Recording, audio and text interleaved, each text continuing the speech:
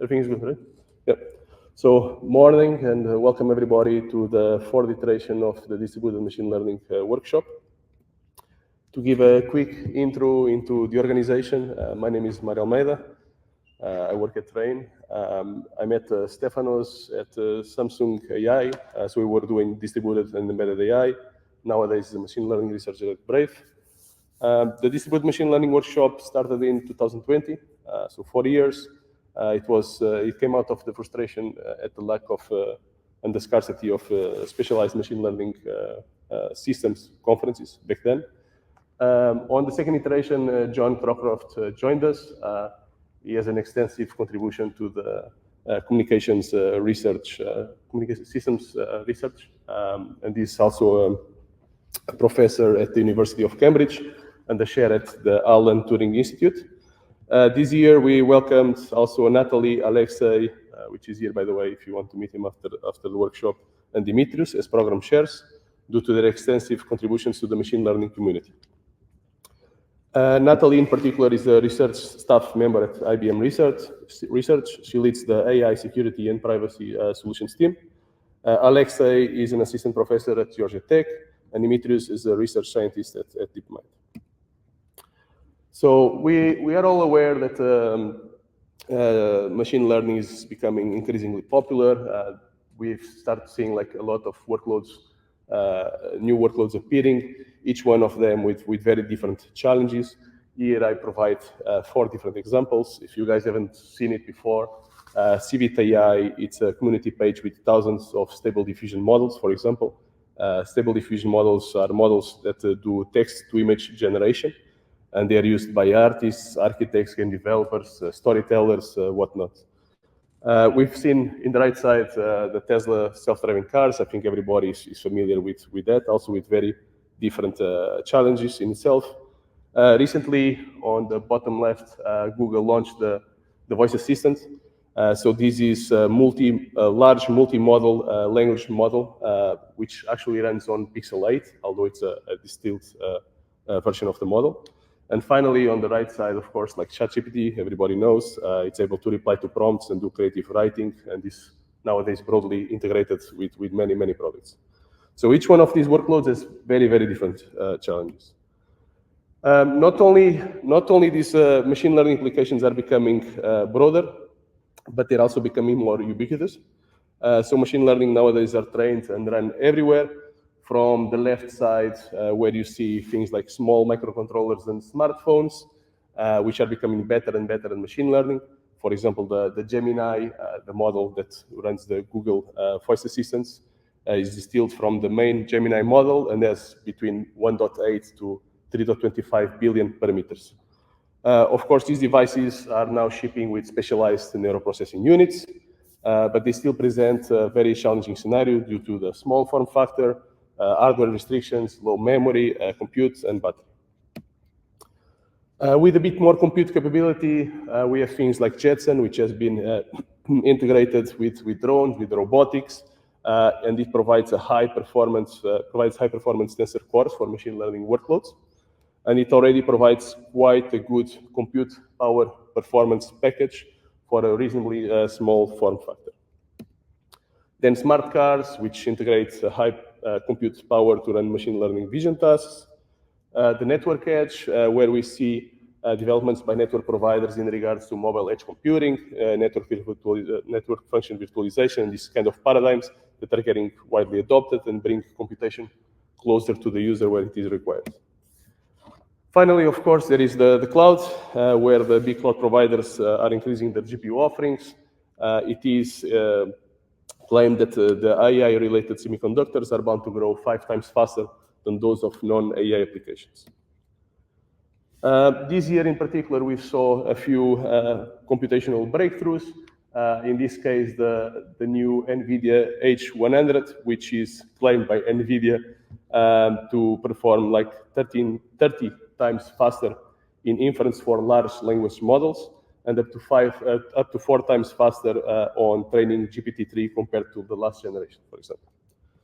On the mobile side, we've seen also very interesting developments with the Snapdragon 8 Gen 3 it is said to be able to run models with 10 billion parameters with sufficient performance. From the model perspective, we've also seen a lot of new models coming and gaining a lot of traction. Things like the large language models like ChatGPT, GitHub Copilot, diffusion models like Stable Diffusion or DALL-E, or things like neural radiance field models, which are models that are able to render 3D objects in different poses. So all of these fields are quite exciting and recent. Despite the recent hardware breakthroughs, as you see here in this graph by Laskaridis et al. In 22, you'll see that basically the evolution from the GPUs, either in mobile or in servers, is not really following the trend of the large scale models. So the demand for increased capacity is still increasing at a faster pace than that of hardware. And this basically leads us to the need of finding creative solutions to reduce the model's footprint and distribute the computation across machines or devices. Another interesting challenge in machine learning in general is that the compute and the data are scattered. There is no single optimal compute location. So with machine learning models, typically generalization depends on how representative your training data is. So with models being deployed in the edge devices like your mobile phones, the data in these phones is generated under heterogeneous environments. Users can be very different, and typically this kind of data is very important to reduce biases and to actually attain high accuracy in the real world scenarios. So while training has been historically done mostly in the cloud, where the compute is elastic, it also comes at the cost of reduced privacy. Despite on the edge devices, despite the limited resources, mobile network latency, data imbalance and independence, device availability as well due to the battery, federated learning has been a very prolific field of research where training actually occurs at the edge. And there are also many interesting use cases around context sharing of these devices, things like sharing inputs from sensors in different devices, cross-modality ensembles, and even things on the privacy area, like having trusted zones for sharing data in a more secure and reliable way. All of these scenarios, they raise novel machine learning specific challenges in the domains of distributed systems and network communication optimization. Okay? Tackling these challenges requires innovation across all the levels of the machine learning stack. So for example, on the application level, we've seen many new challenging domains arising. Things like multi-model models with multiple types of data and a joint representation. Things like multitask learning for learning multiple tasks at once. Scenarios of collaborative learning, where you have different models collaborating between them. Multi-perspective inference in the case of robotics, as well as scenarios of continuous learning, where your model might be trying to adapt to shifting domains. Additionally, many machine models and techniques have been proposed. Some of these are more well-known, like training smaller models with knowledge distillation, reducing the computation and memory requirements of machine learning models with things like pruning, early exits, and quantization. We've seen also cases of people segregating the problem domain across different expert models, executing smaller models instead of large models, or even several models coming together to generate a single output, like the ensemble techniques. In the case of large language models, we've seen like an increasing trend on low-rank approximation, so things like LoRa that help you reduce the number of trainable parameters while training basically these large language models. At the framework slash middleware layers, we've seen things like scheduling resources on multiple devices, offloading of machine learning as well with static and dynamic partitioning of models, things like neural architecture search to find new model architectures, either for efficiency, accuracy, saving battery, and so on. Federated learning, which many of you are already familiar, a privacy-preserving approach to train on sensitive data alongside with other techniques like multi-party computation.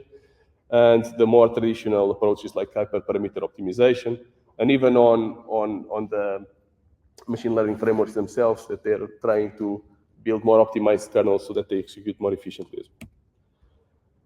At the OS networks, we're seeing a lot of these machine learning workloads being scheduled in more efficient approaches in heterogeneous compute units. More on the network side as well, we've seen the leveraging of multi-channel networking for more efficient machine learning communications. Think about things like Wi-Fi, Bluetooth Low Energy, ZigBee, LoRa radio, etc. Also for more efficient machine learning offloading techniques like RDMA, remote direct memory access, has been quite popular. We've seen like a lot of improvements in terms of GPU virtualization, and overall the improvements to mobile networks with paradigms like network function virtualization, mobile edge computing, and so on, that enable novel latency critical applications. With regards to the hardware, on the data center side, we've seen domain-specific machine learning accelerators, things like Google TPUs, Microsoft Brainwave, Amazon Inferentia, and so on. GPU designs like we've seen previously with tensor cores that are specialized for deep learning specific processing purposes. On the mobile side, the neural processing units. On embedded devices, we've seen things like deep learning optimized platforms from high power Jetsons to 1 watt compute sticks like the Intel Movidius, for example.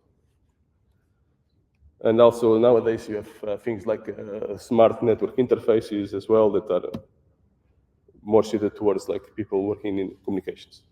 So to conclude, distributed machine learning, either it be at training or inference across the cloud infrastructure or scattered across edge devices, is a challenging domain of machine learning research, where all of these innovations basically come together. And to address all of these challenges and novel scenarios, we created a timely distributed machine learning workshop. So done with the motivation. To give you some statistics about the workshop, this year our TPC was, as usual, composed by over 20 reviewers. We're very thankful for their hard work and constructive reviews. We accepted a total of 7 papers this year with an acceptance rate of 46%, so a bit higher than last year. Most papers got at least 3 reviewers, and we're very happy with the overall quality of the submitted works. In terms of the schedule for the workshop, we will start by delving into the topics of distributed training on smartphones and federated learning workflows, and we will bootstrap the session with a keynote by Cezanne. Then later, we will be focusing more on the topic of federated learning and the heterogeneous systems, followed by a keynote by Tushar Krishna, which will be on the co-designing of future of distributed AI systems. Then the lunch break, and finally, a last keynote by Aurélien Bellet, where we will focus on privacy guarantees for decentralized federated learning, followed by a session on federated learning, non-homomorphic encryption, and federation optimization.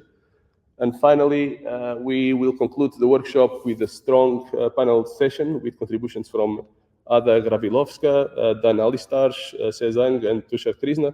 So please make sure to stay until the end because it's going to be a very good panel. So yeah, that's pretty much it.